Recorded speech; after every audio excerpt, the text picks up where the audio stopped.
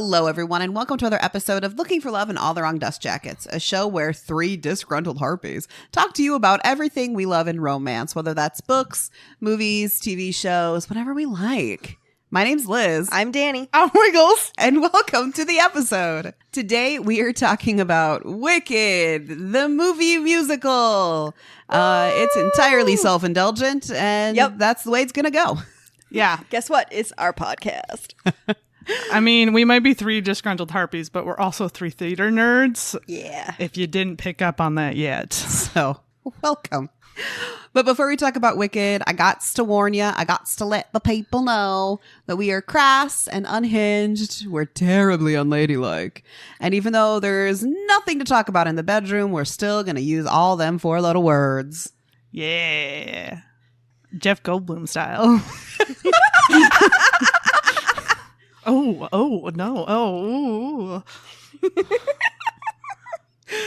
All right. Wiggles, do you want to tell us anything fun, interesting, exciting about Wicked, the movie musical? Yeah, I can tell you a few things. If you didn't already know, it's based off a book called Wicked. Oh, boy. Wild.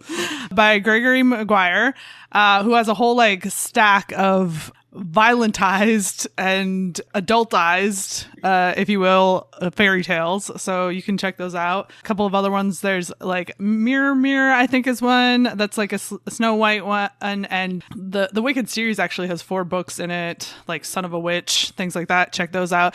And then there is The Ugly Stepsister, which is actually one I just purchased to read. So I'll let you know about that in about 5 to 6 years when I get around to reading it. Fair enough.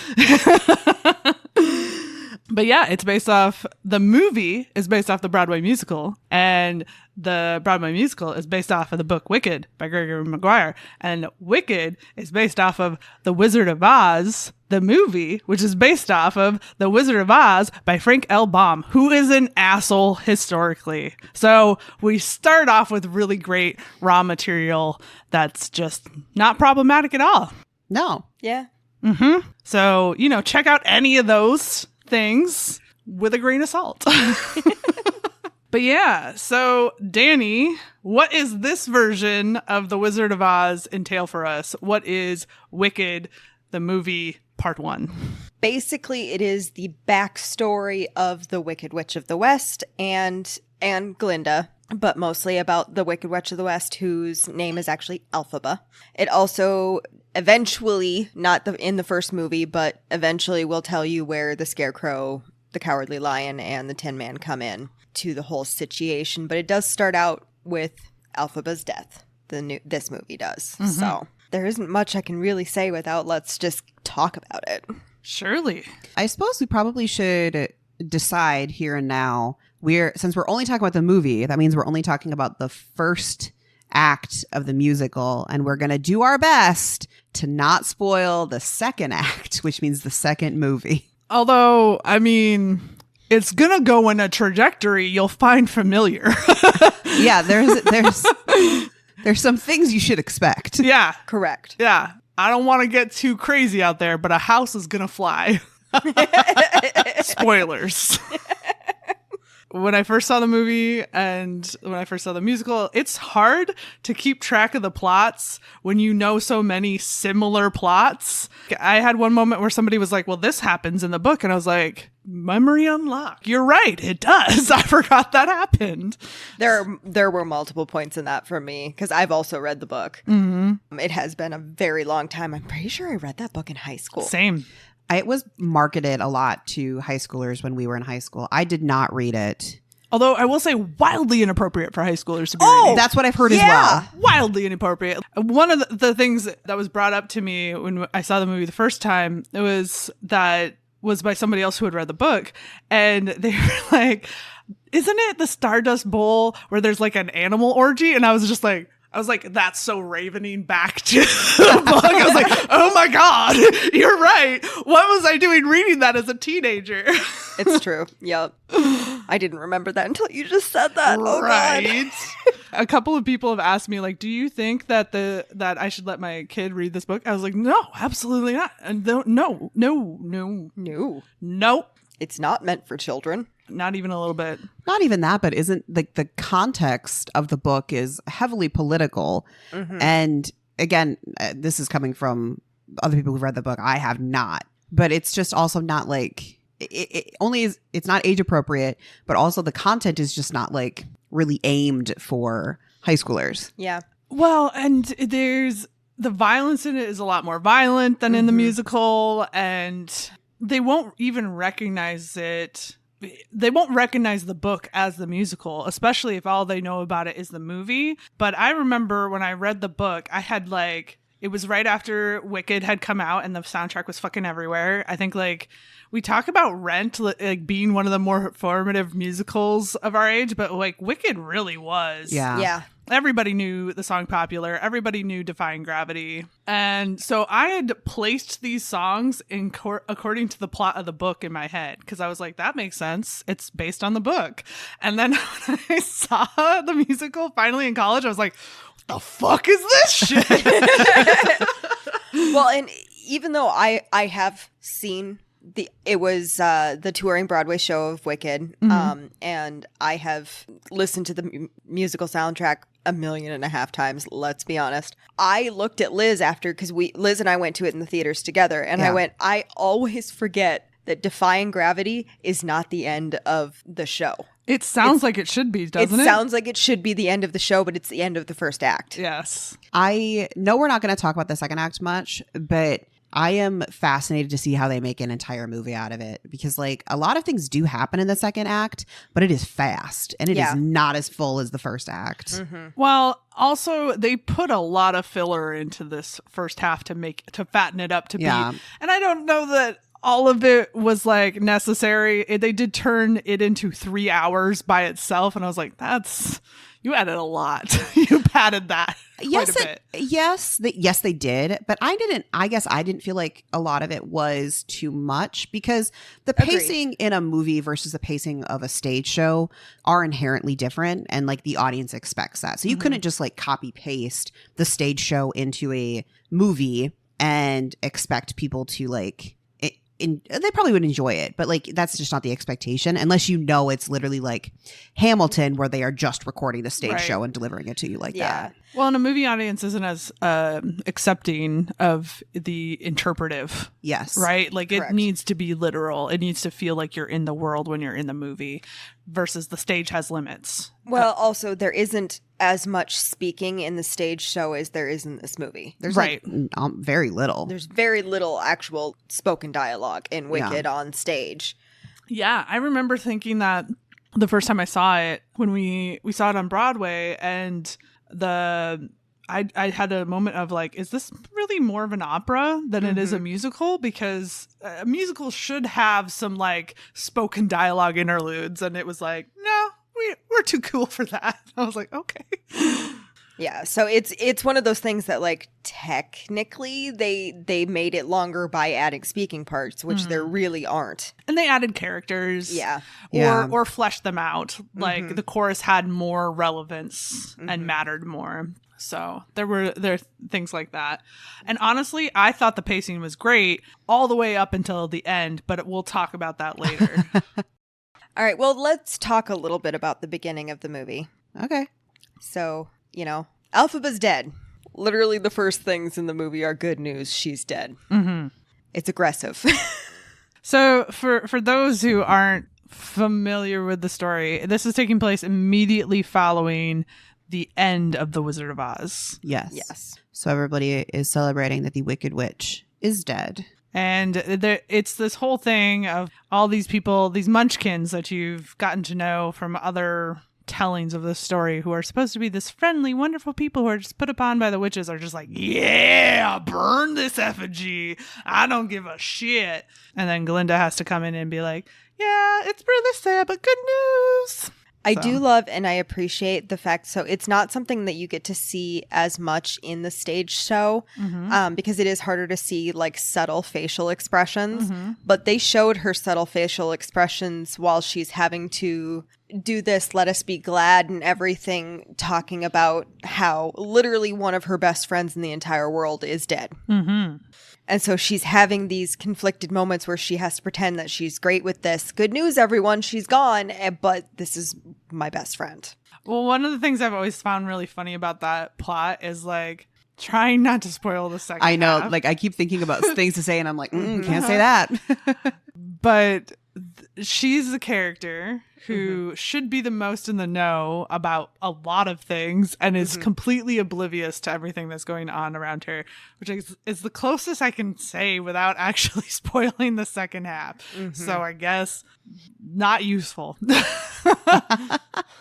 I was really interested to see how Ariana Grande would play Glinda. And I was very pleasantly, I don't want to say surprised, but just like, I was really happy with her portrayal. And the fact that, you know, the first kind of big glamorous moment, she's coming down in her bubble, in her big fancy gown and her wand and her crown. And it didn't feel out of place, which was really nice. Yes, I will say I was pleasantly surprised by Ariana Grande's performance because I'll admit, I was one of the like naysayers who was like, really? You got to give it to a pop star. We can't give it to somebody who actually has the skill to go be on Broadway. Like, not a lot of pop stars can sing Broadway music. That's not me being like elitist. It's just a fact. It's just a different skill set. Exactly. It's not us trying to be mean. Yeah. I can't sing pop music, but I can sing Broadway music. It's not my voice set. Right. Well, and what she's known for are these whistle notes, like Mariah Carey kind of style. And so I was just like, this isn't going to be it. And I think she must have felt that pressure from people like me because apparently she went to Kristen Chenoweth, who happens to be like a family friend, and was like, you're going to help me do this. And Kristen Chenoweth, she said this in interviews. It was like, no, I'm not going to do that. You can like form your own path with this. And she was like, bitch, help me. She apparently had like a whole slew of voice directors and coaches to help her with everything. And I think it shows. Absolutely. Well, I think what really shows and what I really appreciate as the musical theater people we all, you know, went to college for theater, and is that they didn't go, okay, Wicked was popular, let's go make a movie on the cheap and do whatever we want with it. They were like, nope, it sounds like the soundtrack. I mean, obviously they don't sound like the original singers, but they sound like the songs. Yes. They didn't change it. They added little flares here and there, but for the most part, it feels like you're going to see Wicked. Well, and adding the little flares there, here and there are the difference between two different people playing it. Yes. Right. The original soundtrack doesn't sound like the 10th anniversary soundtrack of Wicked, but they all sound like Wicked. Yes. Right. Well, I like that they didn't do things that Hollywood has done frequently in the past where they completely alter a song to better fit the actor playing it. And it's like, no, you cast somebody who can sing it. That's it. There's no or. You just cast somebody who can sing it. Right? It's not the same thing as casting an actor to be in a regular movie. Well, and I will say I was concernicus when they said that they were making a movie version of Wicked, because while I appreciate every musical movie except for Cats, Cats is a dumpster fire anyway, but there are so many times where it's just like, that was kind of a shit on the Broadway thing, and this very much shows that they understood the source material of this, and they did it well. Yes. Well, I remember when it first came out, and like the conversation around Wicked was just like everywhere, and there were interview after interview, right? And Ariana and Cynthia were talking about like they sang live the whole, like every take, right? But the key word there was take, because it took me back initially to the conversation that was surrounding the horrible, in my opinion, Les Mis movie. And that they were like, well, we sang live. And it's like, I don't give a shit if you're singing badly. That doesn't matter if you sang live. Guess what? Theater people sing live literally every night. And sometimes matinees. So I was just like, oh God, don't let this be another Les Mis, please. And it wasn't. I was so pleasantly surprised. Well, and the trick with that is, right, when you're directing and editing a movie where there is live singing, is even if they are singing live every take, they need to sing the same every take. Mm-hmm. And that's also extremely difficult. Mm-hmm. Yes. Because I think I watched an interview with both of them, and they were talking about how difficult it is to be like, okay, I have to sing the same every time, even though it's like every time you sing a song, you embellish, you change, you morph. Well, sometimes you just feel it different. Yeah. Yeah. And I also was, even more than the singing, was surprised at Ariana's ability to act the hell out of this part. She crushed it. She really did. Because they both did. Yes. She brought the nuance that is required for a movie version of this. Like you said, like with facial expressions and with that distance when it comes to a stage, you don't have to like make this face perfect, because most people up in the back of the house, they're not going to see it. They're looking vaguely at a shape that could be a face. Right. But even when you're in like the front couple of rows, you still, you know, the shape of the face is still not as anywhere near as nuanced as a screen. No. And what I thought was really interesting in the discourse that followed this movie coming out is the number of people who were like, thought they were having this like hot take where they were like, actually Glinda was the villain all along. And I was like, God, you're so, nope, try again. Like I was like, the whole point of this is that nobody's good and nobody's wicked. We're all a little bit of everything. Like you're so close and you're yet so far. The other thing about like her acting that I was surprised with is, if you've seen any version on Broadway, traveling Broadway, whatever, Glinda is over the top. Mm-hmm. And you can do that a lot more on stage than you can in a movie. Mm-hmm. And so I was like, how is she going to do this? Because if she doesn't do the like ridiculous hair flips and all of that, it's not Glinda. Mm-hmm. Mm-hmm. But if she does it the way they do it on stage, that ain't going to work on the screen. Right. The stage version is almost this like pantomime of a character, right? Yes. Because you have to blow it up to be so much bigger. But she managed to make it incredibly funny. Yes. And slightly endearing. Yes. Like when it got to the part during Popular and she's like literally swimming with her robe around Elphaba, I couldn't stop laughing. I was like, yep, you nailed it. You nailed the vibe. That was what we were looking for. And I've been seeing, I don't know if you guys have, but I've been seeing outtakes that they've released, or bloopers, or just parts that they cut. I don't know. But she was like demonstrating a second version of the hair toss where she was like, toss, toss, leg. Toss, toss, leg. I think I saw that too. I was like, I need more of these, please. I watched 20 minutes of her just doing different versions of that. Yes, yes. And that's all I need, honestly. Like, we're good. But then you have such a stark contrast, which is the point of Elphaba and Glinda's relationship. And Cynthia Erivo really embodied like the angst that I needed to see in this character.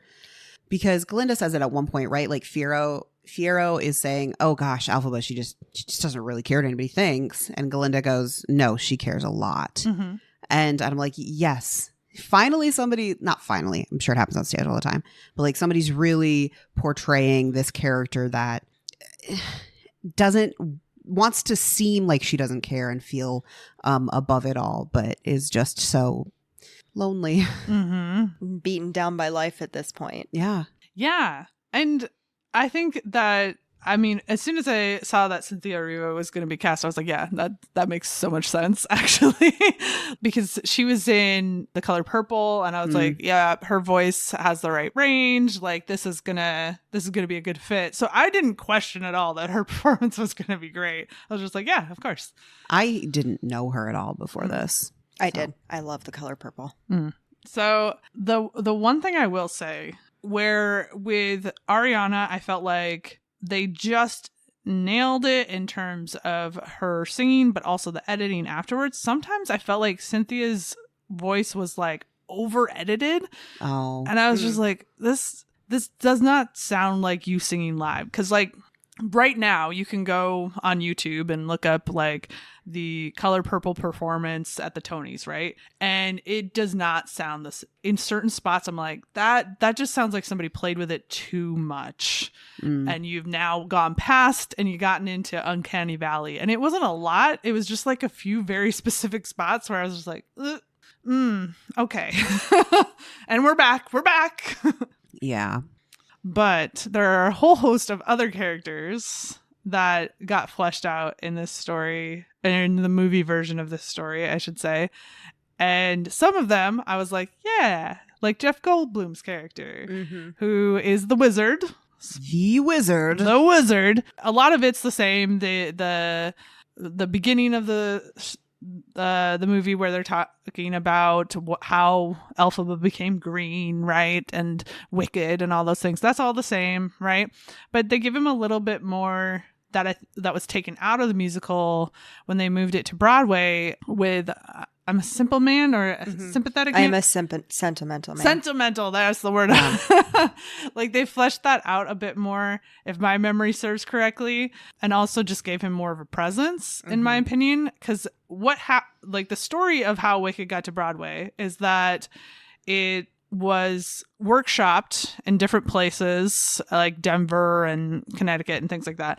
And in all of these workshops, they said, scrap it all and try again. And they came back with a new wizard, different plot points, and cut a bunch of the things about the wizard. Oh. And so it's interesting to me that that's the route that they took to add some things in, and I kind of liked it.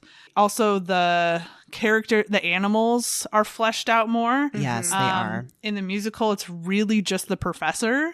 So getting to see more of them in this like meeting and everything, I thought all that was really great. As much as I'm like, you maybe made it a bit too long, I don't disagree with the choices they made of what they did add.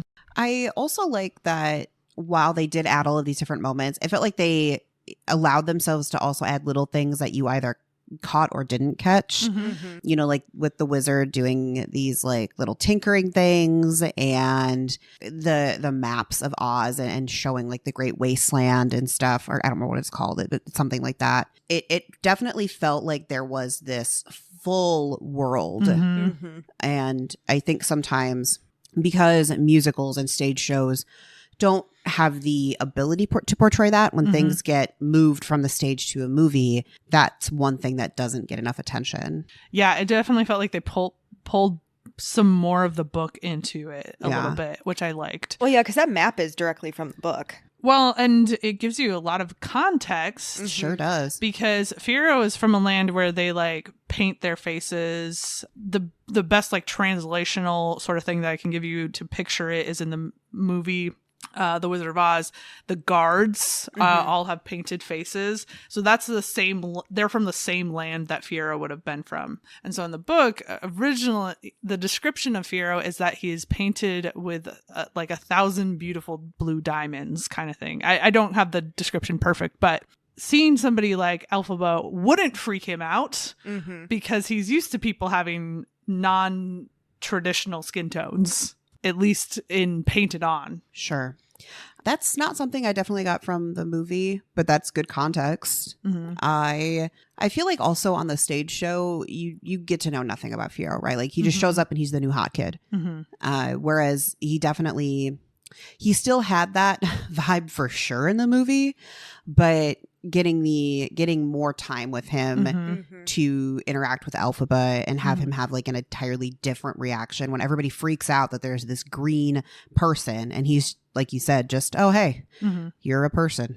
Well, and I would say it makes total sense that you didn't get that from the movie, because it wasn't really an Easter egg that would make sense if it weren't for having read the book. Sure. You know, so that's what I mean when I say they added some of the book in. They didn't add it in my opinion. I mean, I'm with you in the same boat of like, I read it in high school. Yeah. They didn't add in anything, I think, that you would be like, wow, this tells me more about the story. But I think they added in references that make sense if you did read the book. Absolutely. Sure. I also like that Fiero's horse was a talking horse because their interactions, they were just so minor and in the background, but I loved it every time.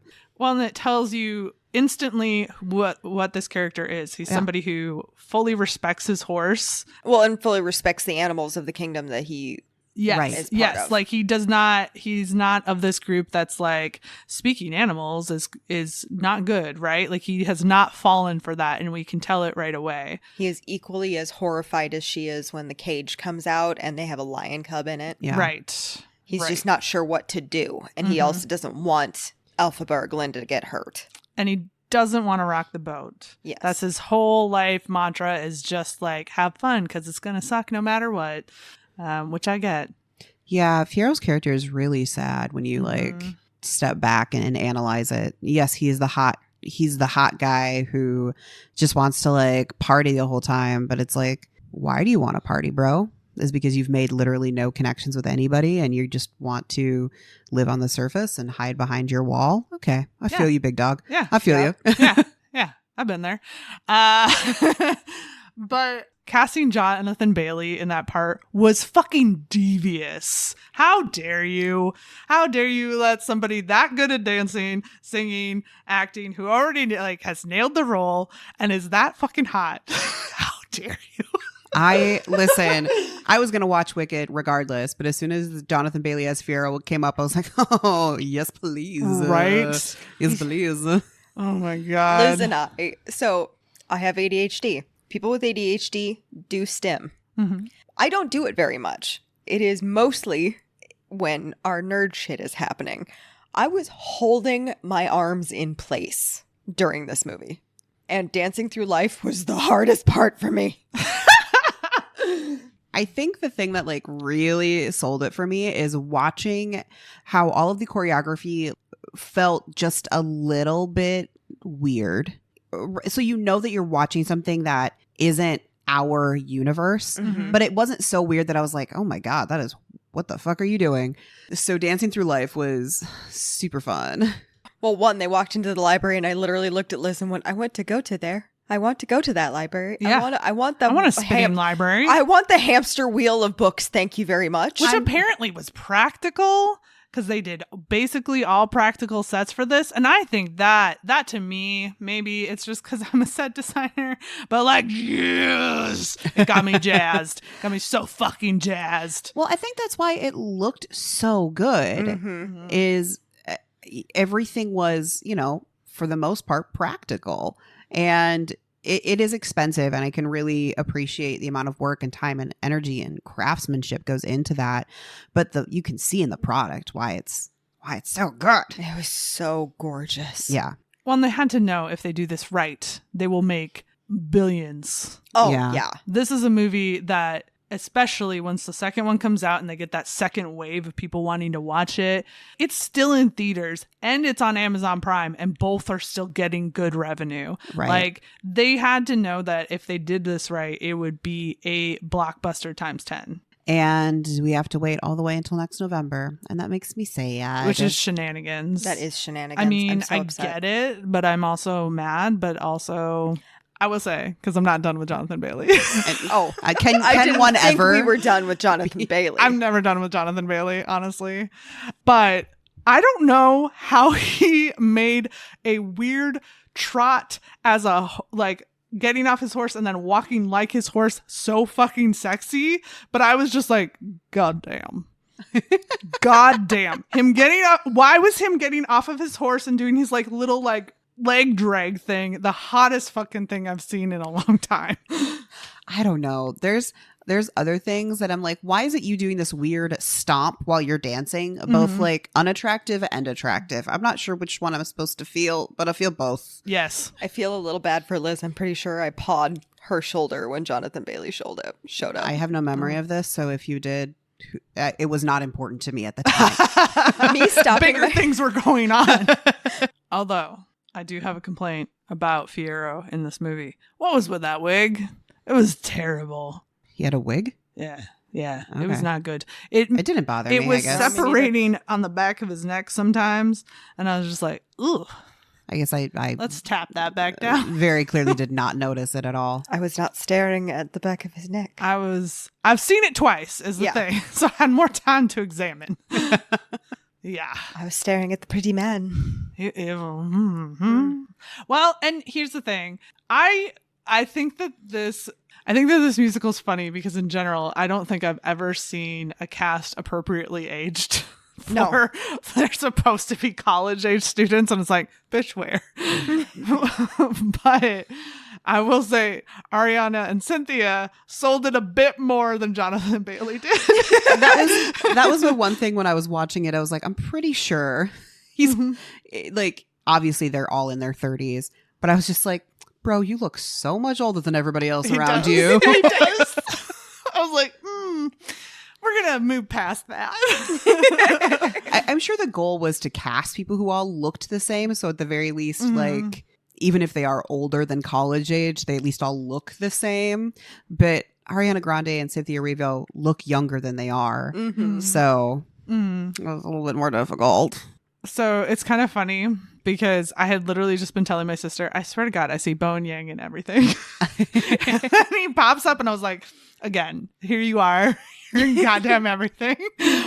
Who is your agent? Because they are working. apparently, I think this was an interview with him. He was not going to be able to do Wicked because I don't know if he couldn't get out of SNL or something for it. And Ariana Grande like got her phone out and called Lorne Michaels and was like, I need Bowen Yang. That's amazing. Apparently those two are like really good friends, but because it's Lorne Michaels and he's like friends with every celebrity. Well, that, but also I meant Ariana Grande and Bowen Yang. Oh, that makes sense. It'd be like me going, I'm not going to do this without Wiggles. Let me just call whoever's in charge of her and be like, give me her. Unfortunately, me is in charge of me. And so you'd have an argument on your hands.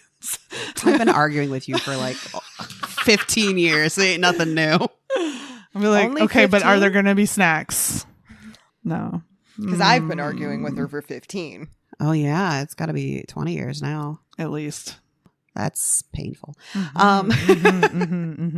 So it is a musical. So maybe we should talk a little bit about the numbers. Oh, the music. Yeah. And so we have talked a little bit about Good News. And then the next thing we get is this huge montage in the middle of Good News, which is how the Broadway version goes. Yes. And in that, we get to meet Elphaba's father, who is a grade A prick at best. He's awful. He's the mayor, governor, whatever, of Munchkin Land. And he is so absolutely terrible. He dotes on his wife, which then his wife cheats on him with a person. Let's just fucking say it. If you watch this movie and you didn't put two and two together, I wonder what happened that this googly magoo of a guy that was like chasing down her mom is also, there's a googly magoo who's the wizard. It's the fucking wizard. Yeah, and that's not even like a spoiler because it doesn't really come up in the second act, if I remember correctly. No. It's just something that you have to figure out on your own. And you have to just know that. Yeah, but it's Jeff Goldblum and it's his voice. And we all fucking know his voice. So when he's singing the song, it's like, his obviously. movements too. Yeah. Yes. And like it's not like I saw some people being like, I think that the wizard is that. And I was like, I have to scroll past. I can't stop laughing at this. Yes, you were reading the clouds in the sky correctly. Yes, the smoke signals are telling you it is that. I was just like, God damn it. Media literacy in this country is so low. Well, I think, yes, it is. But also, people want to talk about things. And Yeah. But like coming at it from the standpoint of like, I've made a discovery. Like, nope, try again. Nope, that's been a known thing. And they get drunk on a green elixir, and that's why Elphaba is green. Yes. What kind of fucking green elixir turns a baby green? I can't remember what the factor was in the book, but I have to assume that the reasoning is it's this equivalent of like snake oil in our universe, right? And so I think it's got to be something like that chemical does not translate well into the wicked universe. Sure. That's what I vaguely have an inclination of, but I can't remember. I can't remember exactly. Well, because either. the wizard isn't magic. Right. No. So it's not like he did some sort of magic potion. It had to be some sort of chemistry. And I think the reason we can have that takeaway is because there is an implication that things that you eat can have these kinds of effects on you, because he made the husband, Elphaba's father, made her mother drink flowers of the poppy, if I'm remembering right. Milk of the poppy. Yeah. All throughout her pregnancy in the hope that their child would be a normal color. And it paralyzed Nessa Rose. And killed their mother. So, grade A prick. One of the scenes that we get that we don't get on the stage is him being absolutely atrocious to her, which is that in the song, the montage? The like scenes with him and the child version of her? I think he's a little less present of a character, if I remember right, in the musical. But it's been... I don't want to say how many years because it makes me sad since I saw it on Broadway. So I don't have the clearest of pictures, but I don't think he was as present or relevant. But the same. but the concept is the same, that he has basically abandoned Elphaba but not abandoned her, right? She's still in the home and stuff, but is ignoring her entirely other than to tell her to take care of Nessa. Yes. Yes. But it's also interesting, too, because we get to see talking animals in this version a little bit more, right? So we see Dulcibert, who is the caretaker midwife character in their lives. Yeah. And you can see that even though the wizard's like anti-talking animal like rhetoric has not really leaked into their lives yet, he's already a fucking asshole to Dulcibert, versus everybody else is like, yeah, I'm gonna be super nice to you, and he bosses her around. And I think it's just like he's shitty to the servants. Like, it isn't about her being an animal, but it's a demonstration of what a fucking prick he is. He's just shitty to everybody he perceives to be below him. Yes. The dad. Yeah. But it also, the really cool thing about that and Dulcibert is it sets up how important, or how much of a relationship Elphaba has with the different talking animals in her life, because ultimately that person essentially acted as her mother. Which makes sense for why Elphaba has such a strong connection to those people.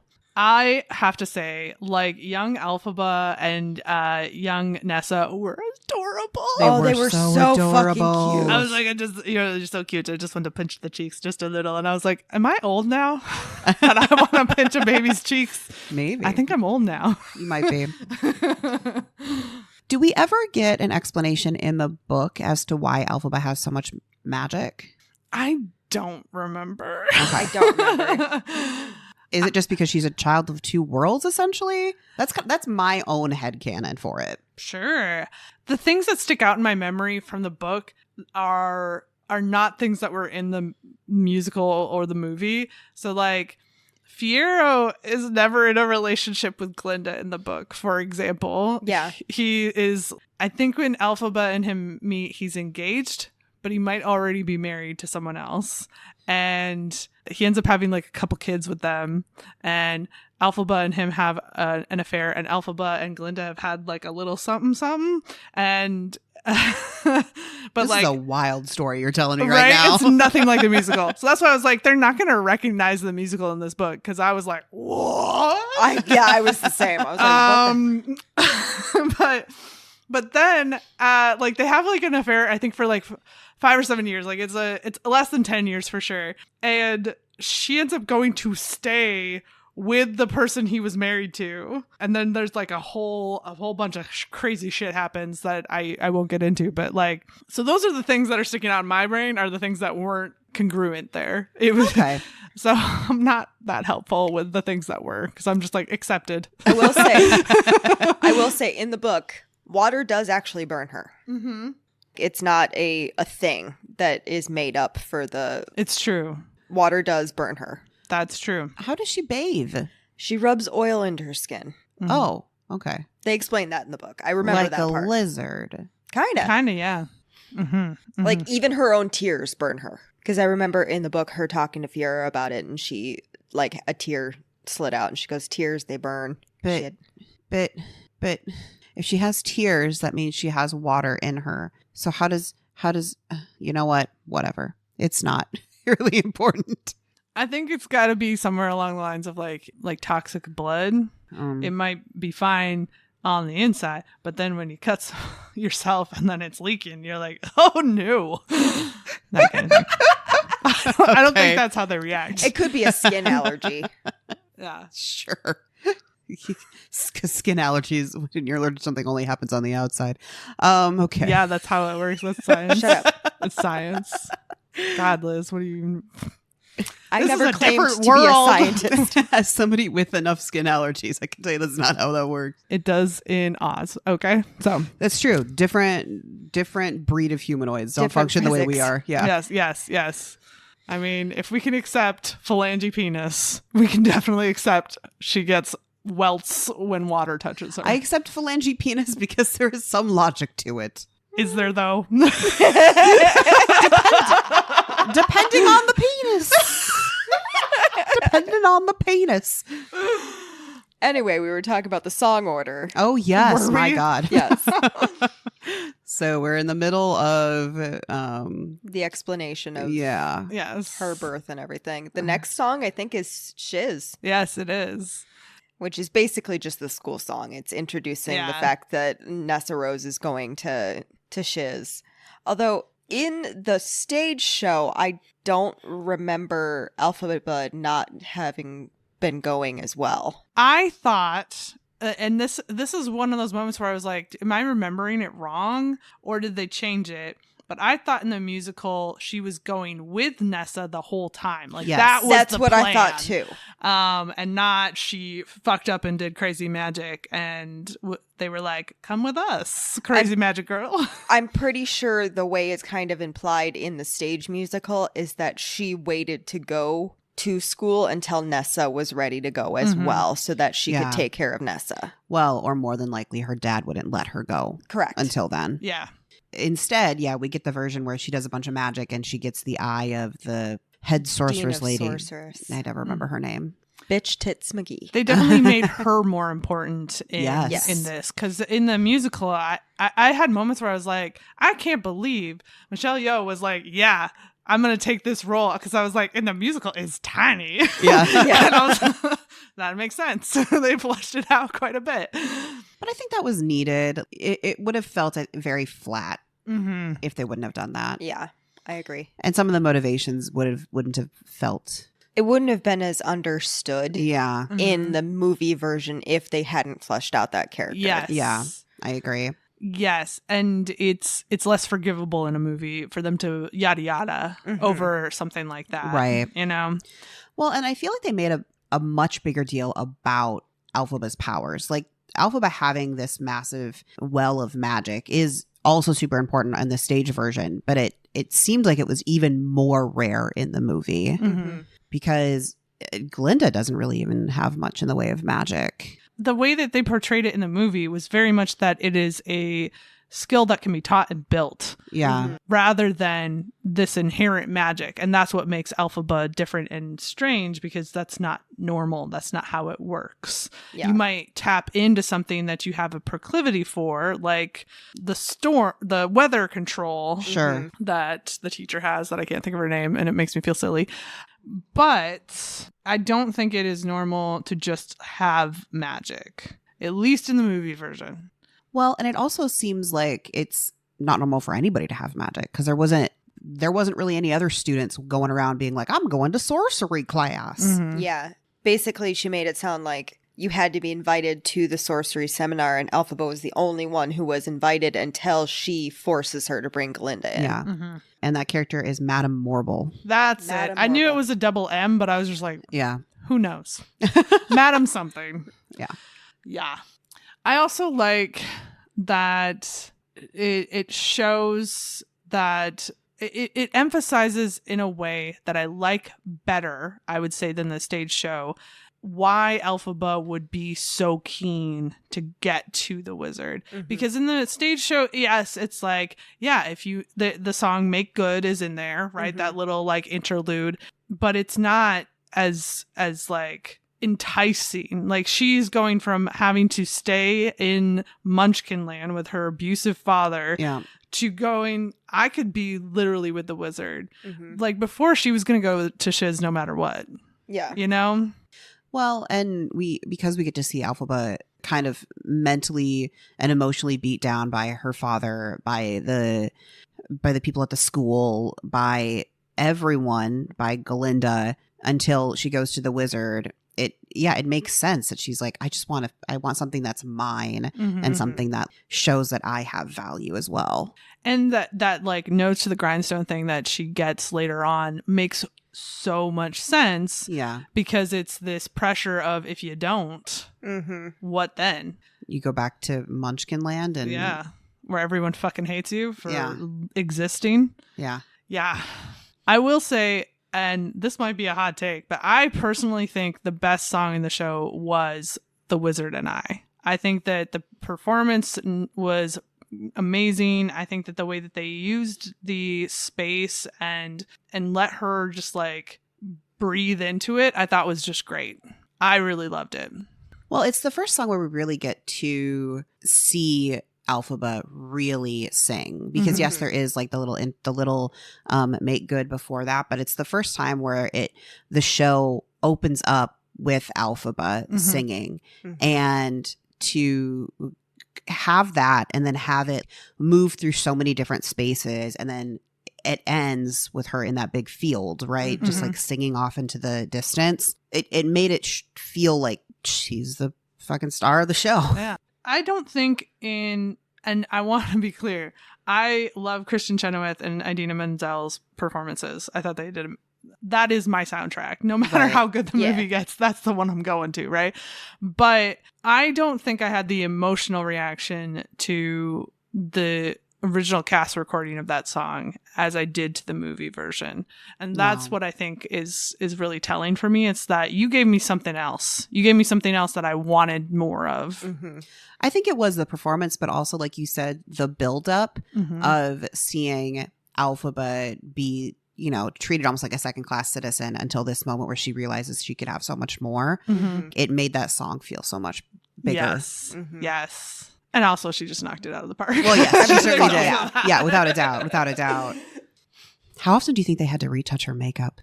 All that green, just like every take. Well, fix it. I watched an interview where she talked about they put way more effort into it than they did for the stage show, which makes that makes sense because we're going to be like right there up in your eyelashes. But she was the one who asked for her to have freckles. She said she wanted it to look like she has green skin, not like there is green paint on her. Yes. Which I think is great. And it shows. It didn't even with all the close-ups, it didn't feel like she had green makeup on. It felt like she was green.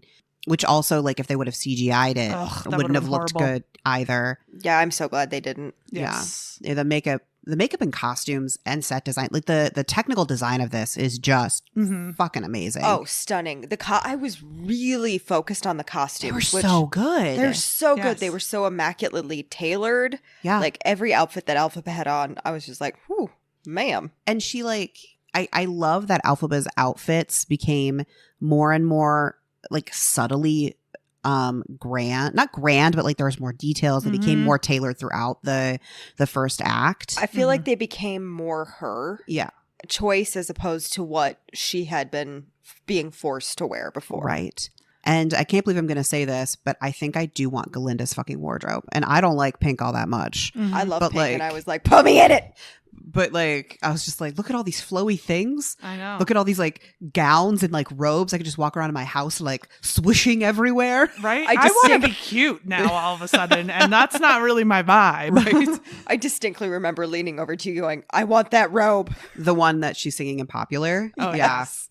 Yeah. Although Ariana, the makeup for Glinda is a really big weak point for me because they washed her out. They said none eyebrows for this lady. We're not going to put any eyeshadow that enhances her eyes. we're gonna be flat, and she's always gonna have a nude lip. And I'm like, for why?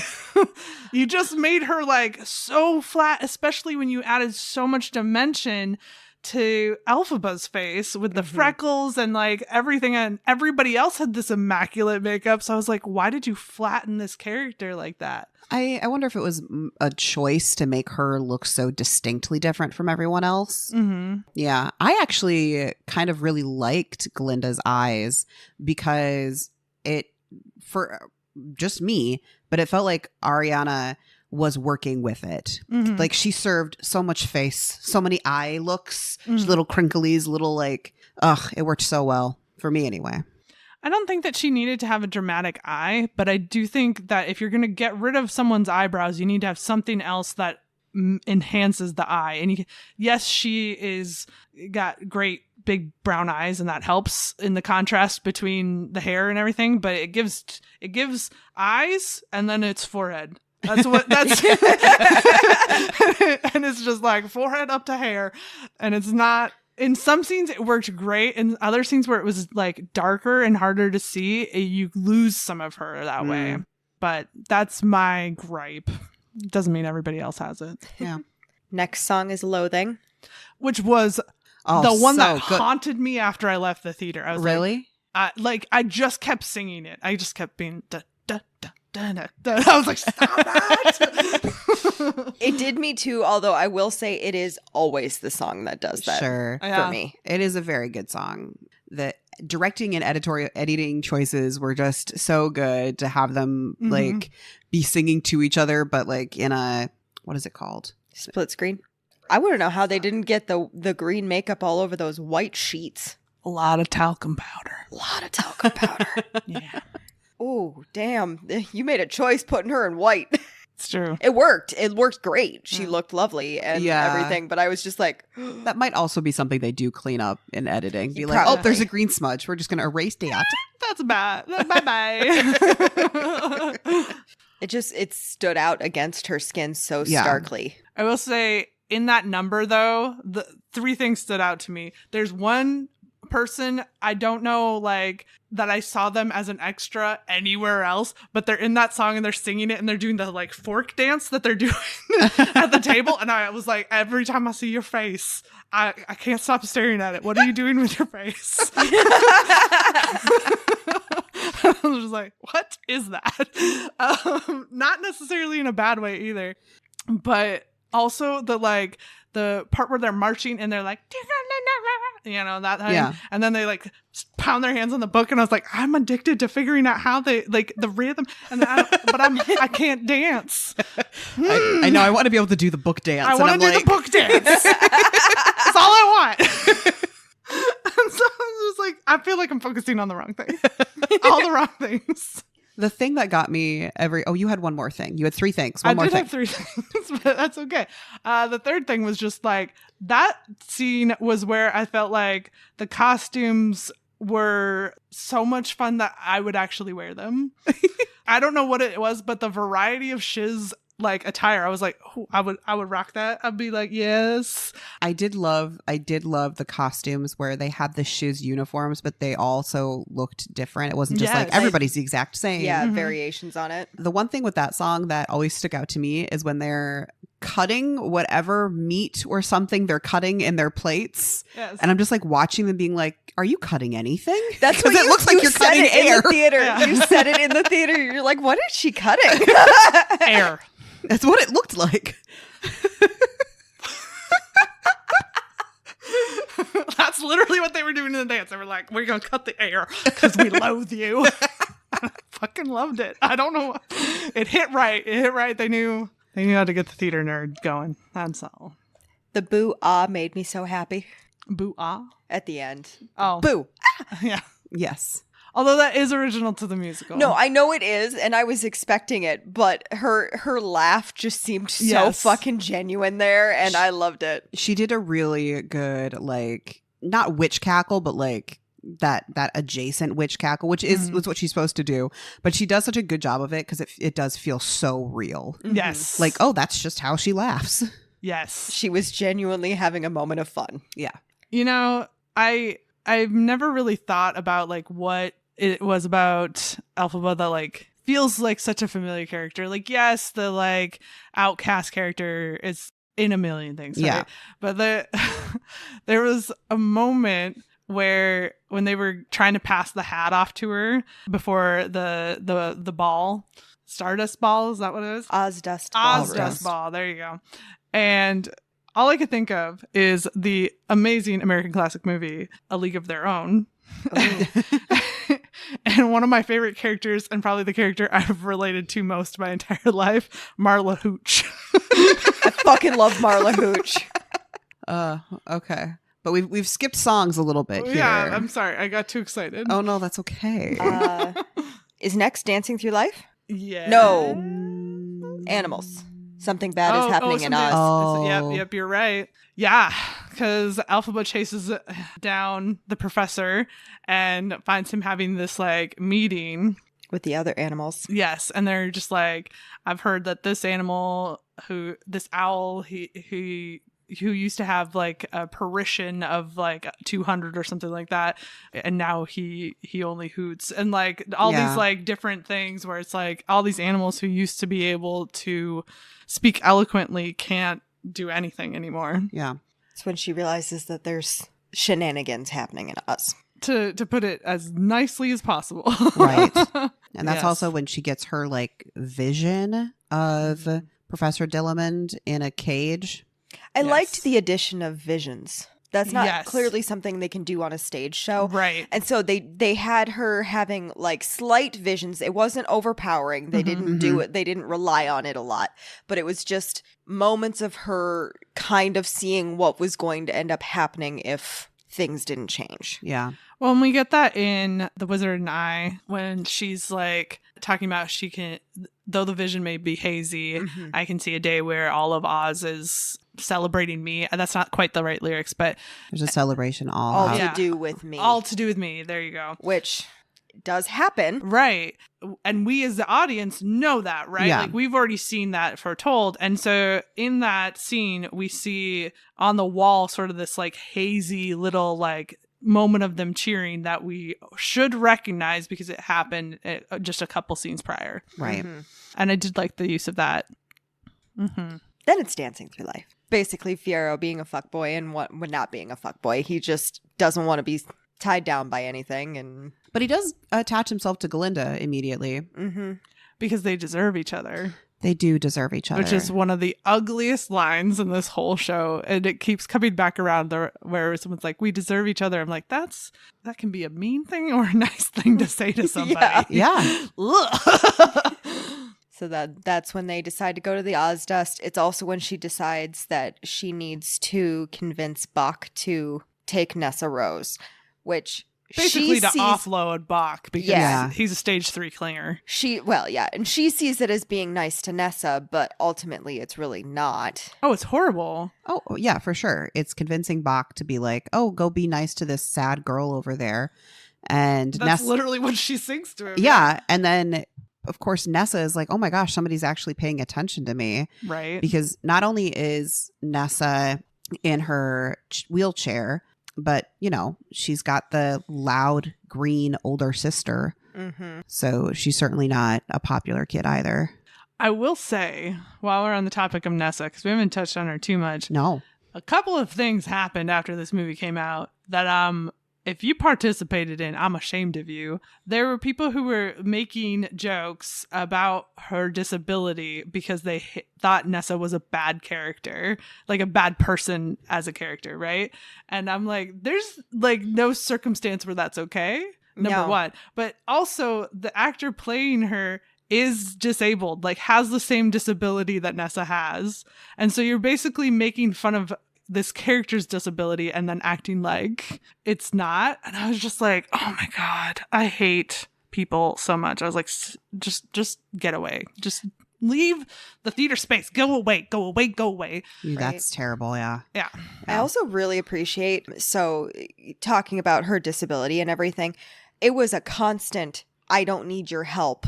Yeah. Stop pushing me, which is absolutely a true thing. And you should never push a wheelchair without the permission of the person in it. Right. Correct. And so I really appreciated that they made that abundantly clear, and that ultimately that is what made Elphaba lose her shit.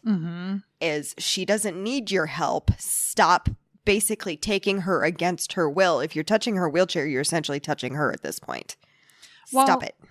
And it's this factor of you're acting like she's somehow not really there, that she just is her wheelchair, which is so fucking ugly. But the other thing that happened is a little bit more funny, but still kind of sad. There were a lot of people who, I think it started in good fun, were making fun of her, the way she's saying "you and me, Bach," because it just went very low and it sounded kind of funny. And it scaled up from being like this kind of joke of like, that's just kind of a funny way to say that, to this like thing that was so big that if you go watch it in theaters now, you guys will not have experienced this, because they re-recorded the music and put it on to the track. Oh, I was going to say, I don't remember there being an issue with it. Yeah. If you saw it the first time, it's like, Bach. Like, and it like, I thought it was a little odd that they left that in. I was like, that's so weird that you kept that one in the take. But the shitty part was like the internet, you know, it can't just be like, oh, that was kind of odd that's what made the edit, and it's kind of funny the way she said it. It's now turned into this thing where, well, now this is an excuse for us to pile on. Oh. Ugh. So anyway, I had to just voice that, because like, shame on those people on the internet. I don't know. Much so. Yeah. See, and I thought that she had like a really lovely voice. Yes, she did great. She has a lovely voice. She's gorgeous. And brought the nuance to the character that it deserves, because they're all like, oh, she's so horrible to Elphaba. And like, yes, but also no. That's what she's been taught to do by her father her whole life. Right. Again, if you are looking for a bad guy in the story, you're missing the whole point of the story. Well, and I think the change to have it so that Elphaba wasn't supposed to stay at Shiz with her also gives a lot more voice to why Nessa is the way she is, because this was her big opportunity to finally get out of her father's under her father's thumb, to be able to go live her own life and actually like to be a little bit independent. Yeah, experience the world. And as soon as she like gets that opportunity, it gets ripped away because Elphaba's there. Right. And once again, she has to deal with Elphaba's magic causing problems, right? Yeah. So it's more nuanced and complicated than she just didn't want to spend time with her sister. It's way more complicated than that. Absolutely. I do also want to give props once again to the scenic designers, the costumers, everything like that. That fucking wheelchair, stunning. I kept staring at it. I was like, it's so pretty. And those shoes. The like silvery shoes. Yeah. Which if you haven't seen the stage show and you haven't read the book, that is canon for this version of Wicked or Wizard of Oz, like whatever. You know what I mean? Like they aren't Ruby in this. I don't know why. I don't remember why. Well, and the ruby slippers were something that were added to the Wizard of Oz movie. They are not a part of the book. They're not a thing. Yeah, I do remember that. The other thing about all of this that if you haven't read the book, you wouldn't know that it's super wild, is that the disability that Nessa has in the book is not that she can't walk exactly. It's just really... she struggles with it quite a bit and can't balance because she doesn't have arms. She just doesn't have arms. In the book? Yeah. That's the disability she has. And so the shoes are really important, and they kind of are, and this is kind of a spoiler for the end, but the shoes are really important because Elphaba enchants them to make it possible for her to walk and be independent. So it's interesting how everything continues to shift just a little bit in all of the stories. I'm just like, this is hard to keep track of. So then they're at the Ozdust. It's the kind of the continuation of Dancing Through Life. It is. And this is the big moment or like the interlude between those two songs, which is when Glinda gives Elphaba the black hat because black is this year's pink. Also where we get more of Bach and Nessa and Bach, he's already not great, and then being played by this actor who's a little bit skeezy. You're like, Yeah. And they gave him more, and I was like, stop, he doesn't need more. Get him away. Ugh. Less showtime for you. Well, Bach's character is really, it's interesting because he fanboys over Glinda hard. Mm-hmm. And Glinda, I don't want to say encourages it, but she also doesn't necessarily like Discourage it. Yeah. You And can make the argument that she's maybe trying not to be mean. you can. But she also has no problem being mean to other people, so I don't know why that argument would work. Right. No, I think that and this is one of the things that I reference when I say that Ariana acted the shit out of this. She did such a good job of showing that that's all manipulation. Mm-hmm. Everything that she does, everything she says is not ever meant with any intent other than how does this benefit me? Yeah. Mm-hmm.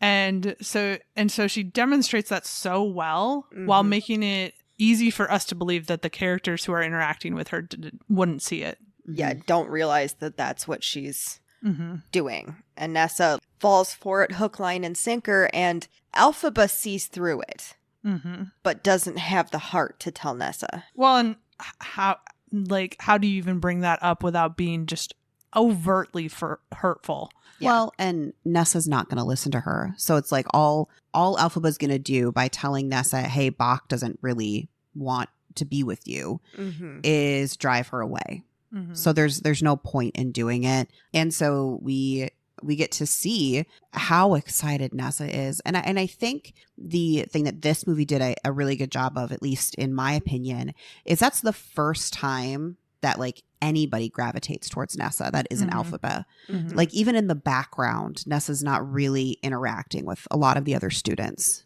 It also kind of shows a pivotal college, high school age thing where you are unfortunately kind of in a relationship that you think you're in when you're not really. Well, I think like to me, Nessa is, for me and my like personal life experiences, is probably the one that I would relate to the most. Yeah. So like I can totally understand that one moment of like somebody finally picked me. Mm-hmm. And how just like tragic it is that Bach does it just to make Glinda happy. Right. Mhm. Well, and that's what makes the line that she repeats to Bach over and over and over again, we deserve each other, so tragic and simultaneously like hurtful to herself and to Bach. Yeah. Because you're implicating that the reason that you deserve Bach is because no one else wants him. And you think you deserve that because you think that your disability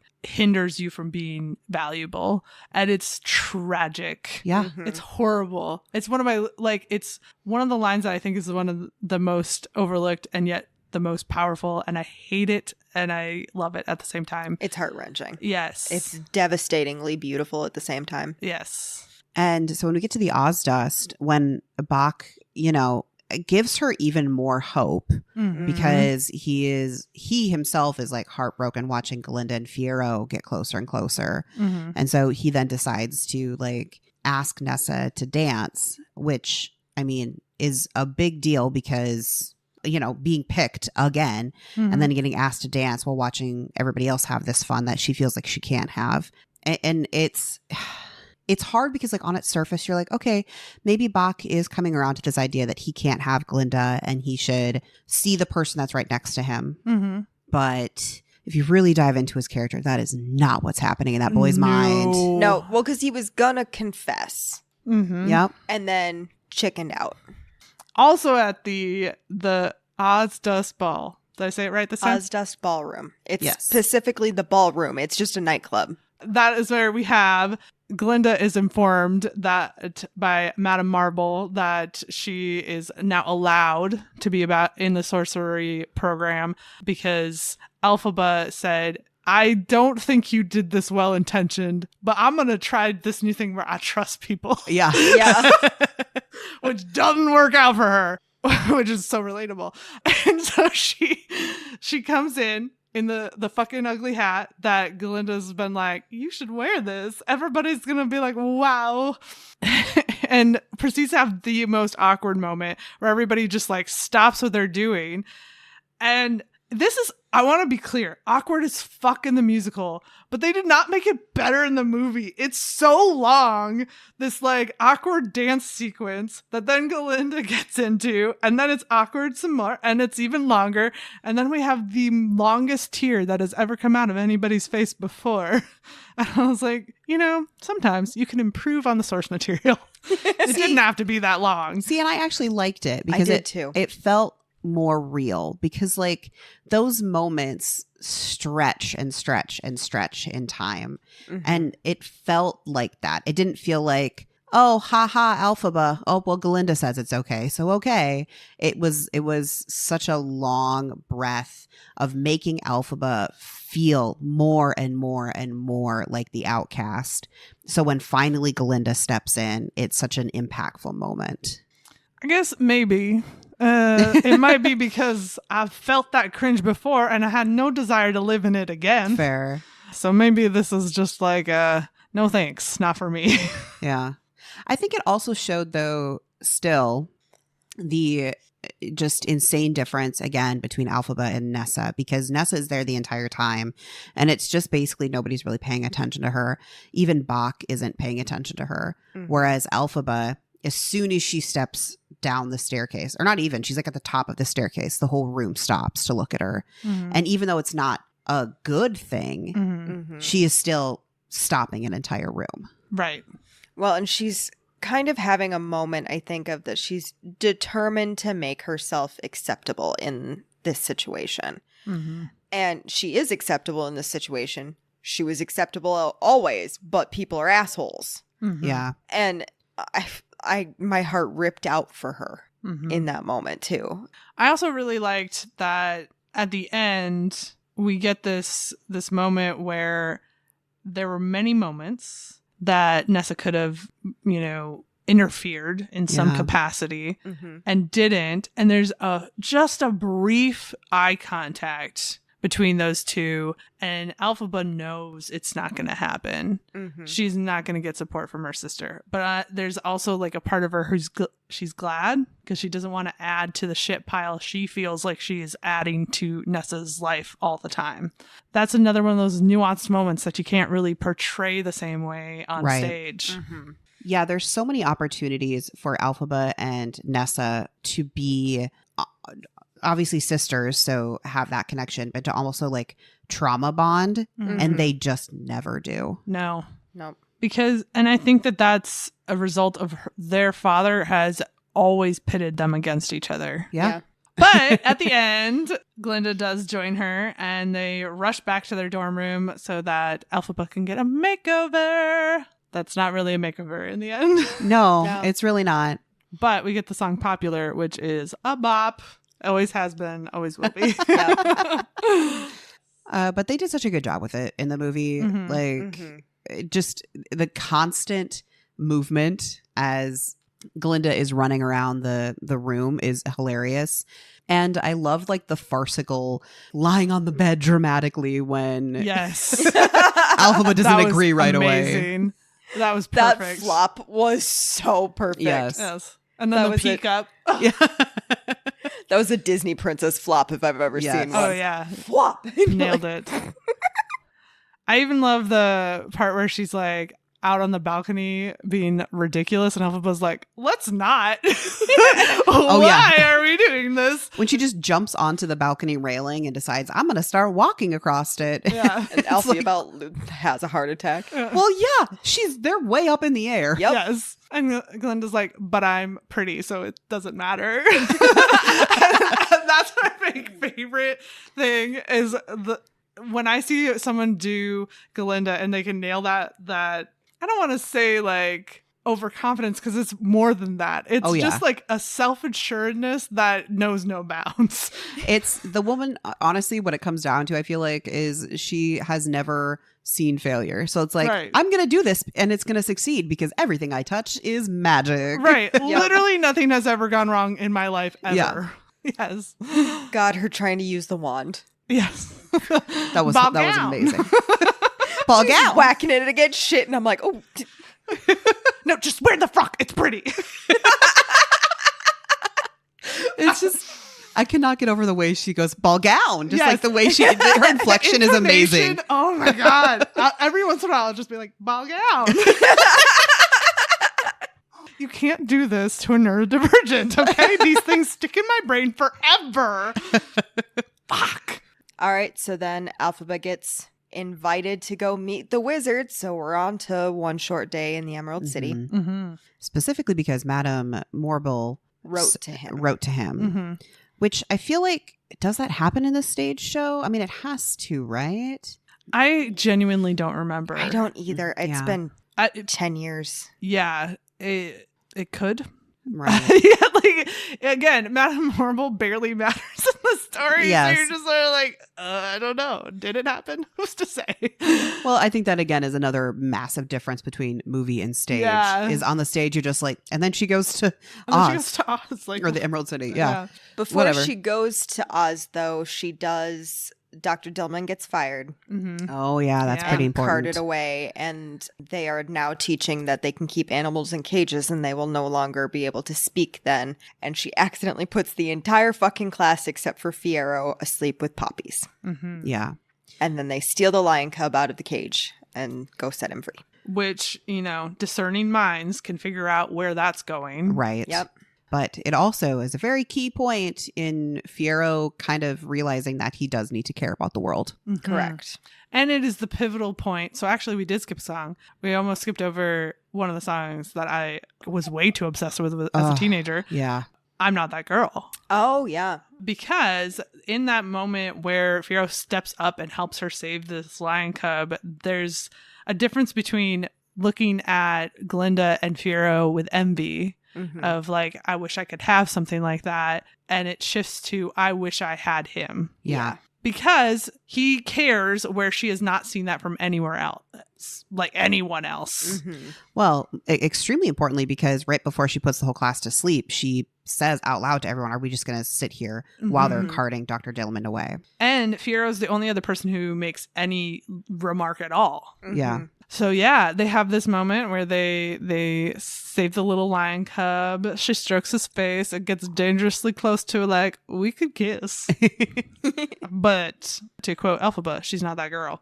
So That is the one song that I think I had a little bit of an issue with in the movie, because from what I remember, I actually haven't listened to the original soundtrack in a long time, is that song is sung pretty straight. Mhm. Like there's not a lot of runs, and I liked that more than what she did in the movie. She added a lot of runs, a Mhm. lot of like, Yeah. It's because supposed to be a very like calm but heartbreaking. Yes. right. And I feel song. like the way she sang it took away from the like that raw heartbreaking feeling. Well, and they did a thing that often is done in movies, and a lot of times it works, where they're giving you a ton of background information while she watches on and sings a song. Yeah. And it wasn't a bad choice, right? It makes sense. You can move the plot along. We get more information.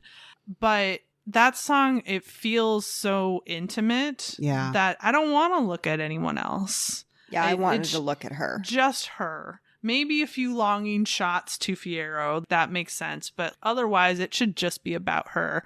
And that moment of, even if he feels something, he would not do anything about it because I am me and I'm this. Yeah. So that was my one kind of like, oh man, Mhm. moment was that song. And that is one of the really like cut and dry songs that I do prefer the original stage production version, Yeah. Mhm. because you can feel the hurt a little bit more, I think. Yes. Well, and her emotion, because she's become such good friends with Glinda. She's not trying to be that person. You know, she Mhm. wants to be happy for her friend and everything, Yeah. but Mm-hmm. the heartbreak is there and the feelings are there. Right. And she knows she's never going to say anything about it. But then after all that, she goes to the Emerald City, Uh-huh. and on the path there invites Glinda, who sort of makes an ugly show of herself because she can see that there is this tension now Mhm. Mhm. with Fiyero and Elphaba, and them having a connection from this thing that they did together in protest, but also just in general compassion, a thing that Glinda knows not of. Yeah. She doesn't get it at all. And so she does this move where she goes, from now on, I will be called Glinda. Just Glinda. And you're like, okay. Because Dr. Dilma could not say her name. That's what she says, yes. But it's a show. It's trying to get people to be on her side and everything. She also is having a weird thing with Fiyero where he's not as into her as he has been. He's been thinking. Because he's been thinking. Dangerous game. But I think it makes sense that, Glinda's not just going to change who she is overnight. Like, No, it and I has to be a wouldn't want her slow to. progression. But we do see that she is changing because where before she would have just lived in, I'm amazing, look what I just did, even if she didn't agree, like even if she like regretted it. But we see her go back to Elphaba and go, I don't know why I did that. I don't want to be called that. But they do eventually make it onto the train through some shenanigans, and Glinda and Elphaba make their way to the Emerald City and have one short day. And it's so crazy that it would be only one short day because that's the name of the song. That was amazing. Yeah. And we get one of the add-ons, which is the explanation of the book, because we don't really get that in the stage show. Correct. Of the Grimoire. And that's when we get to see the original Glinda and Elphaba, which that was such a nice thing to add, I think. Yes. Yeah, when Kristen Chenoweth and Idina Menzel walked out, I was nerding out so hard. I was so happy to see them. I knew they were going to, so the surprise was ruined for me. But I love that they didn't just say, okay, and then you two go and sing. They actually gave them these little, like, I don't know, funny like quips where they were pushing each other back and forth, and it was really nice to see. You could see the references to their characters. Yes. And I loved, maybe it's corny, but I fucking loved when they sort of like passed the batons metaphorically to these two. I was like, oh, that hit me in the heart. It's in there somewhere. I've got one. I swear. I don't know if I have a heart. I have feelers sometimes. So that was a really nice add-on. But they didn't just do it. To me, it felt like they didn't just do it in a way that didn't have any value to the plot and the story. It was a massive explanation of why everybody reveres the wizard, why everybody puts all of this, like, why they think he is magical. They think he can read the grimoire. And explain the grimoire is pretty important. Yep. Mm-hmm. And the coolest fucking book ever. I want to make that book. Like, I want to make that prop for myself. I was going to say prop design, amazing in the show. Yes. Yes. But then they finally do get in to see the wizard. Surprise, surprise, Jeff Goldblum is there behind the mask. It's crazy. And he gives this little spiel where it's like he's clearly elbow nudging her that he seems pretty confident that Elphaba is his kid. Even if no one else did, he's like, probably. This is probably mine. Yeah. You see, you brought a spare. That's inconvenient, but we're gonna plow ahead. Which is hilarious to see Glinda not be the center of attention and just watch her be like, "Oh, okay, I'm here too." Yeah, it is really entertaining, and his like, just like little sing-songy thing where he's like, oh, look at this, I got some magic, oh look at that, isn't that nice? And you're like, oh, if you open that and you see who that's you, all right, like that. I don't think they could have picked somebody better to play the wizard, honestly. Yeah, it's hilarious because like I was talking to Pap about it and he was like, really, Jeff Goldblum as the wizard? And I was like, yeah, wasn't Joel Grey the original wizard, Pap? And he's like, oh yeah. Wait a minute, this makes a lot of sense now. And I was like, it does. Yes 1,000%. Yeah. So then we get Sentimental Man. I mean, that song's fine. I don't like it personally, but it's never been my favorite. The reason I don't like it is because I feel like it's a massive drop in the entire. If you listen to the soundtrack and you get to Sentimental Man, you're just like, oh, this is a drag. But I do like it in the sense that the next big song we're going to get is huge, right? Yeah. And so it sort of brings everything down to give us this like big final number of the act. So I do get why they would pace it that way. Yeah. Okay. So I'm just going to say this before we fully get into Defying Gravity. Up until they like really get into the core of the song of what we recognize as Defying Gravity, because it is a lot of little bits. Yes, it is. And that is true to the show. The way that they killed the momentum of the ending of that song is criminal, in my opinion. They spent so much time. It's already a problem that they have to break it up so many times in the musical, but you didn't have to do that in the movie. And so by the time we get to her like big like belt at the end, I was just sort of like, well, you had 10 endings before this. Yeah. It didn't have to be like that. I think because you had already warned me and Danny going into it, I was prepared for it and I wasn't as bothered by it. But I think had I not known ahead of time, it would have really bothered me, because by the time you get to her falling off of the tower as she's trying to learn how to fly and she sees herself in the reflection, I'm just like, can we get on with it already? Yeah, I get it. It was like from a film standpoint, that all made sense. But you also, when you're working with a musical, have to be cognizant of the music. Yeah. And when you tear it into these little pieces, you're missing the buildup that the composer structured in. Yeah. So we should feel that by the time you get to da da da da da da da, it's go time, right? Like it's we're off and running. We're not stopping now because we got the momentum. And there is a ton of buildup in Defying Gravity. They had to build it into the stage show that way because there was a lot of logistical shit that was happening in the stage show that you have to do, which you did not have to do in the movie. Correct. And so that's an example where it's like you can change things for the better. Yeah. You know? Like, I think the part that was really criminal to me is For Good, which is like the little interlude in the middle there where the Elphaba and Glinda are singing to each other. They broke that up too. And I was just like, you're killing this fucking moment between the two of them just so she can have her cape. Yes. And it wasn't like, why do you have to break it up in order to put the cape on? Why? She couldn't have had that epiphany without speaking it out loud that she's cold, right? Like, anyway.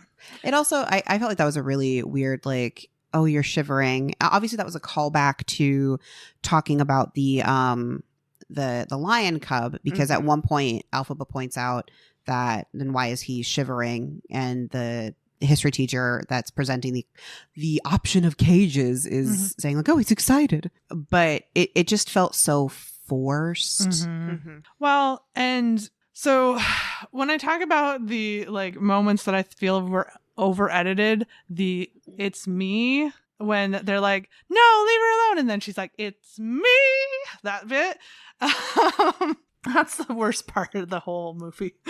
It's that it's me is supposed to be like a punch in the face. It's supposed to be angry. It's me you're after, not her. Don't touch my fucking friend. And instead it comes across like with the same hope level that we had in The Wizard and I. And I'm like, totally wrong. I hate it so much. And it's interesting that that's the note they keep using in all their promo. And I'm like, oh, stop. It's the worst part. Well, and that note, it's me, is every time I like listen to the music and think back on the stage show, it's almost that is the distinct moment when Elphaba becomes the Wicked Witch. Like it's that it's like, it's not the entire song. It's not, all of these choices leading up to it when she realizes the wizard is the one who is putting animals in cages. It's like that distinct moment where she makes the choice to go, and I'm going to be the bad guy in this story. Well, you know why that is, right?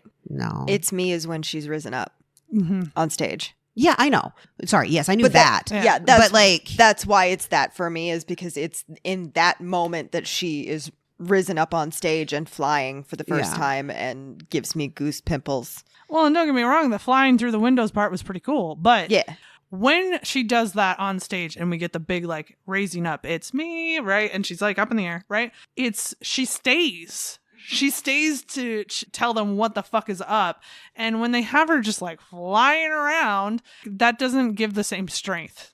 I guess I liked the flying around because I don't think if she would have stayed in one spot, it would have worked in the movie, because it needs to feel so grandiose, and movies need to have movement to do that. Right. True, and also there is the addition, so they can't really do it in the stage show, but there is the addition that she is being pursued by the flying monkeys. Right. Well, I don't have an issue with the flying around. I have the issue with the flying around after it's me. That's where, because there's not that much left of the song left. So just like stand in your power. You've been flying around terrorizing them, getting away from the guards, and then you just hit them with it. That's what I was hoping for in that ending. Like I can really get past all of the other breaks, but after it's me, it's so if you care to find me, look to the western sky. Yeah. And as someone told me lately, everyone deserves a chance to fly. Yeah, it's like there's like a few more bars after that. Like there's barely anything left of the song. Just like stop. Just at that point, just give her the moment. What's frustrating to me is that it's a flaw in an otherwise, in my opinion, very not quite flawless, but like very free of flaws movie musical adaptation, which never happens. No. Well, and the last place you want a flaw is in the fucking grand finale. Right. Yeah. A song that kind of by definition defines this movie. Yes. This musical. It is the most iconic song in the entire musical. Yeah. Well, and if you were thinking about it from stage terms, she is actively upstaging herself with all that action and movement. And it's like that the singing that goes into that is so bold and angry and reverberative that if you cut it down to these just like, here, you can have 16 measures. Like, why? Ugh. Anyway, I know that a lot of people are very vehement that no, it was perfect. She did perfect. She did great. It's the editing and it's the directional choice to cut it up that way that was a problem.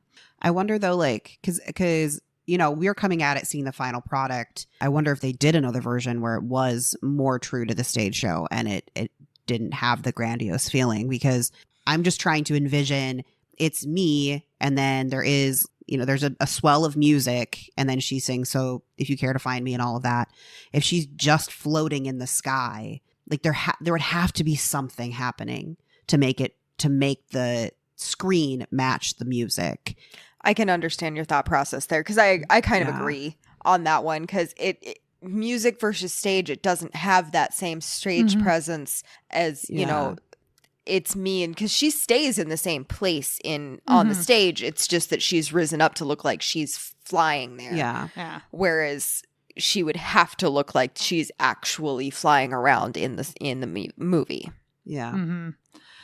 Well, and I do think that there was a way to make that happen. I don't think that they nailed it. Oh, I don't think they necessarily nailed it. I think they were trying to stretch a moment into like this massive climax, and maybe that the way that they did it kind of took away to more than it added. Right. That's my feeling on it. Is that it's not that it's a horrible ending, it's that you didn't nail it. Yeah.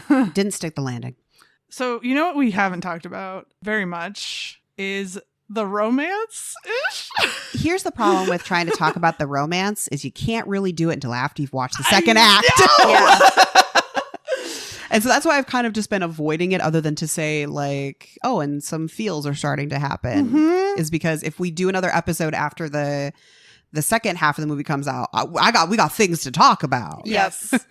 Yes. It's so hard talking around the second half. I know. I mean, like, some things are gonna happen. I guess maybe the only thing I could say to people is because I've heard that some people, or I've read articles that some people didn't like some of the, I guess, side plots in Wicked the movie, and all I can say is they matter. If you have not seen the stage show, I promise you these side plots fucking matter. They will come back. You just need to watch the rest of it when it comes out. Well, and I would argue they're not even like really side plots. No, they're the main plot. Yeah, they're the main plot, and you will see why when you see the second half. Like, it's just I will say you have already seen the Scarecrow and the Tin Man. And the lion. And the lion. Well, we told them already that you've seen the lion. I mean, that you just got to piece that one together. It's not that hard. but you've already seen the Scarecrow and the Tin Man. Mm-hmm. Although, you know what? I will say, I thought they did a phenomenal job of, and I was so excited when it started happening, was the flying monkeys. Oh, Yes, they did a great job with the flying so monkeys. good. They were so cool. And they felt like tangible. I Yeah. mean, obviously it's CGI, right? But like it felt like, oh, that I could touch a flying monkey. Like that's insane.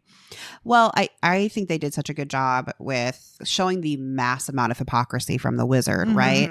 And the flying monkeys exist on the stage show too in the same way, but to hear him talk about like we're creating the enemies out of these animals, but they're also my guards that Mhm. I have essentially held captive. Mm-hmm. Like, And they don't talk. no. By the way, I have to share this just like little thing that like caught me oddly in the feelers. The font when they did like Wicked Mm-hmm. and the like, you know, next act or whatever that went up at the end is the font from The Wizard of Oz. It is, yeah. Mm-hmm. And it hit me in a weird spot. Instantly, I was just like, oh. The to be continued or whatever Yeah. it was, yeah. You know what's the hardest thing to dance around and bring up at the same time is the amount of people who are like, who is that motherfucker riding off on a horse in the beginning? I'm like, no one. No one. No one. No one important. You don't need to know. You don't need to worry about that. They didn't Not show you yet. that for a reason or anything. Just riding on off on a horse in the beginning. Yeah, you see them walking back to the Wizard of Oz. You got Dorothy and the gang, right? With Yeah. the broom. And then it pans over to the left, and there's somebody going off on a horse as fast as possible. Oh yeah, I did notice that. Yeah. My brain was just like, I know who that is, and moved on. I didn't question it. I know what's happening here. I've seen so many people online being like, I can't tell you this. You can figure it out. Oh my God. I remember when I got to the end of Wicked, when we saw it, and I was just like, having read the book, I was like, who, where, what, how did we get here? Explain yourself. And like one of our other friends had read it too, and she's like, she had like seen it when it was on tour first. Sure. And so this was like her second or third time seeing it, and she's like, don't worry, you'll come to peace with it eventually. She's like, I don't understand this. What does this mean? I'm in a glass box of emotions. Yeah, I was just like, yeah. this is not the play I thought I was coming to see. This is a very different plot. Well, I had not read the book, so I'd only listened to the soundtrack when we went to go see it. And I remember leaving the stage show, the musical ending, just being like, this makes so much more sense now. It was, and it's like the weird dichotomy of feeling that and also confusion was just like, my brain is broken. It was definitely giving like Sally Field in Mrs. Doubtfire the whole time. The whole time. So is there anything else that we want to talk about this? Or are we ready to go to Ratings time. That's my musical number. I love it. It's a requirement every time. This one's going to be easy. What's your spice rating? 0. Gavel, gavel. Oh yeah. Gavel, gavel. You got it. You went too fast. We normally connect. We lock eyes. We have a beat and then we do it. I'm sorry. There's a I got too whole excited. ritual. You both I fail. won't do it. I won't do it again, probably. What's your romance rating? I mean, It's How hard. do you rate half a story? That's why I'm like really struggling with any of that stuff. I refuse to give one. I think because that's fair. I know Yeah. what happens in the second part, but I cannot disclose. I think that's So, fair to say. We're not going to talk about it. I don't know why, but that makes me anxious. Okay, we'll just move past it really fast. What's your overall rating? Overall rating. I would give this a solid 4.5. I think they did a great job of bringing it to a movie, and it's rare these days in the days of Les Mis and its ilk that I watch a movie musical and I'm happy. So 4.5. I'm going to go all of the way to a 5. I know there's Same. the flub at the end, but I left the theater being like, fuck, I want to watch the next time. We have to go so long and I hate it. And so I was just impressed by so much that even though the Defying Gravity wasn't, as impactful as it could have been, the rest of the movie was spectacular. Yes. Agreed. I also go to the 5. I left the movie with that weird swell in my chest that I think means my heart works. Mhm. Right. You know, it's the happy bubble. It was one of those rare times that I was like, I could have turned my ass around, sat down, and watched it again. Yeah. And here's the crazy thing. It's not just that it was the best movie musical to be made in a long time. It's the best movie to be made in a long time. Yeah. I think that's the other part Movies of it too. have been shit. Yeah. Just straight up shit for a long time. It's not even just that the acting was great. The costumes were fantastic. The set was amazing. The Props were choreography was gorgeous. great. Full production. Yeah. Amazing. Yeah. Yes. And like, you know, I have seen it twice now. And so I tried to pay attention to different things the second time I watched it. Mm-hmm. And like the background characters are living up to a stage chorus where Correct. they are living Yeah. whole lives Mm-hmm. in the background of these main characters' lives. And it's just good. It's just good. So yeah. That brings us to recommendations. So I've had some time to think about this. Mm-hmm. I have as well, and then I didn't think about it. Classic wrong dust jackets. Yes.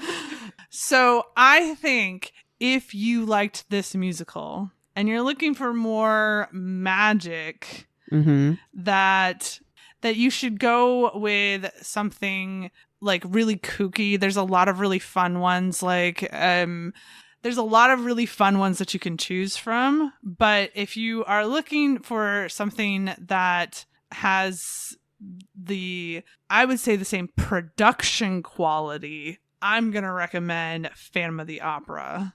You sure? Musical quality, there's some questions there, right? I love Gerard Butler. He's a hunky little hunk, but you know, was he the right actor to play that role? That's a question that many people have asked and answered, and so I'll leave that to them. Also, that's a very technically difficult It's a very part. hard role. It is his performance Russell Crowe bad? No, not even a little bit. Are there moments where they definitely changed the music to fit his ability? Yes. Yeah. But if you can get past that, the production is gorgeous. Mhm. There's It is. beautiful homage to the stage production. Every little detail is thought out for costumes and set and everything like that. And there are some added vignettes that you don't get in the musical, which is Mhm. really nice. And so I'm going to land on that being my recommendation. But if you want a list of movie musicals you should watch, I'm the girl to talk to because I got an obsession.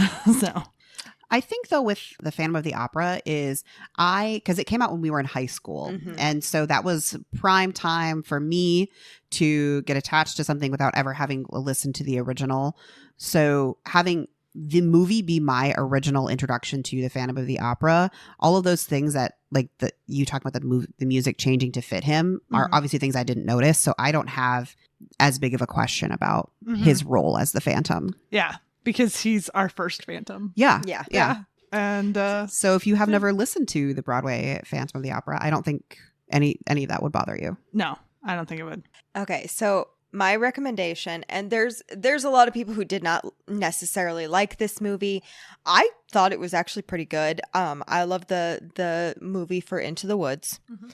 I don't know if that is a little bit of because Danny has an Into the Woods obsession. Fair enough. I literally have part of like a song lyric from Into the Woods tattooed on me. Mm-hmm. And it is, if you've ever, witnessed a Sondheim musical, sometimes people don't like them as much because they don't necessarily have a happy ending like most musicals do. And Into the Woods is also one of those. It's not like a super sad ending, but at the same time, it's more realistic. Mm-hmm. But it also has the really kooky, fucking weird shit that goes on in Into the Woods. The princes singing about their agony because they can't fucking deal with the fact that they can't reach their princesses and stuff. Although tragically they cut the reprise, which is my favorite number of the whole show. Correct. Aw. And then also there's this moment that always sticks in my head where Cinderella's talking to her prince and trying to figure out how could you cheat on me, and his answer is, I was bred to be charming, not sincere. Mm-hmm. And so there's just always been something about Into the Woods for me. Sure. I have not seen the movie. I should. but I think it's because I've heard so many different people's opinions on if the movie's good or not that I'm just like, I'm not going to touch it. I never fucking listen to anybody else's. I figure I can form my own damn opinion. I don't like movie. I don't really watch a lot of movies. I know you don't. so- I've met you. Well, and if you don't want to watch the movie, there is a stage recording that's a little harder to get a hold of, but of the original cast. Yes, and the Is original. there? Yes, and Bernadette Peters was the original witch. I knew in that. Into the Woods. Yeah, I knew that. Mm-hmm. I have a question because there's a movie that sticks out in my head as a recommendation that I haven't seen. I've only seen clips of it and I've only seen it in bits and pieces. So I'm going to ask both of you because you have seen it.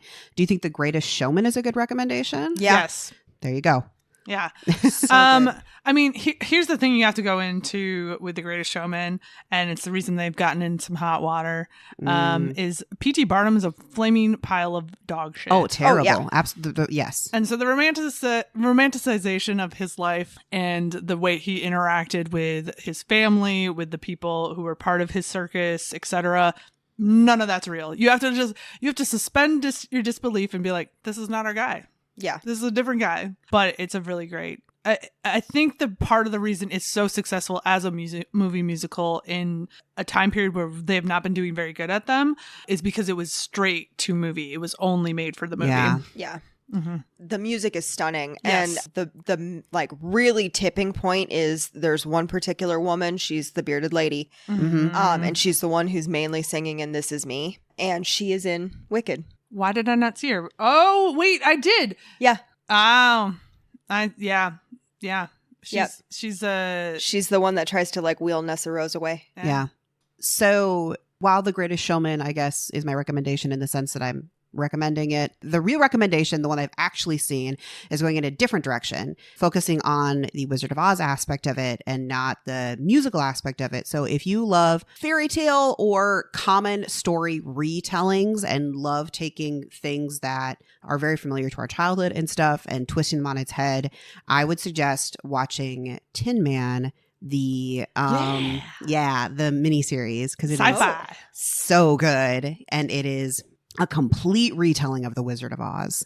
And has like some big names in it. It has like Zoe Deschanel and Alan Cumming and I can see Alan his Cummings. face. yeah, several other, like, you would recognize them. Yeah. But those are the two that come to my mind first. Yeah.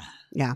I will also say, because it feels criminal not to say it, it's not my favorite musical, but I know that it is a really good musical. It's just there's like 5 numbers that I really like, and the other I'm sort of like, I can take them or leave them.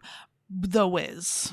It's a musical retelling of The Wizard of Oz, more like futuristic Wizard of Oz. But if you want to watch the movie, it has Michael Jackson and I think Diana Ross, if I'm remembering right. I'm gonna double check. Diana Ross, Michael Jackson.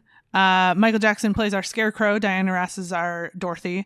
And they go through their wild little adventures together. It's a good time.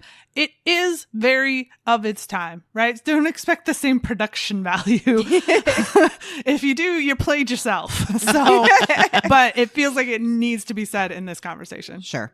All right. Well, that brings us to the end, folks. If you liked this episode, you can find us out there on the socials at Wrong Dust Jackets, primarily on Instagram at this point. By the time this episode comes out, we're on Lemonade and YouTube. What was the first thing you said? Lemonade. What the fuck is that? It's like where TikTok told you to go. It's not great. Oh, It's sort of like if Pinterest and Instagram had a really ugly child. I mean, yeah. Okay. Yeah. So we're there, and we're also on YouTube. If you're looking for TikTok content, it's all going to be on YouTube now. So there you go. There you go. And then you can find us out there on our website, wrongdustjackets.com. You can find a list of all the episodes that we've done up till now, as well as our upcoming episodes, and check out our blog post. I feel like I have to say that. One of these days I'll update it. And yeah, we really appreciate it. We'd love it if you love to comment, like, review, 5 stars, whatever is available to you on your podcast listening app. It would make us happy. That's all I got. Bye, y'all. Bye-bye. Bye.